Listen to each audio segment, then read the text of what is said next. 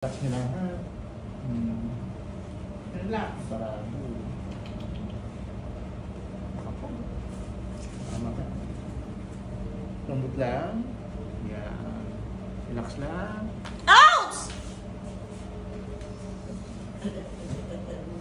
Sa bilang side. Hilahin naman natin ito. Wala na naman. Nakatigil. Ulag man ako sa'yo. Hinga lang, hinga. Meron pa rin? Wala na. I-relax ko lang hanggang makasirculate yung fluid mo.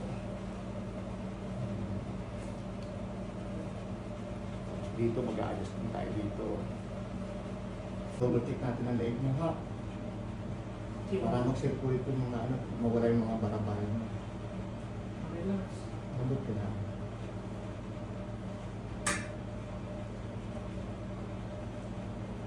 Mawala ang mga barabara. Hirap. Kailangan kasi perfect assessment.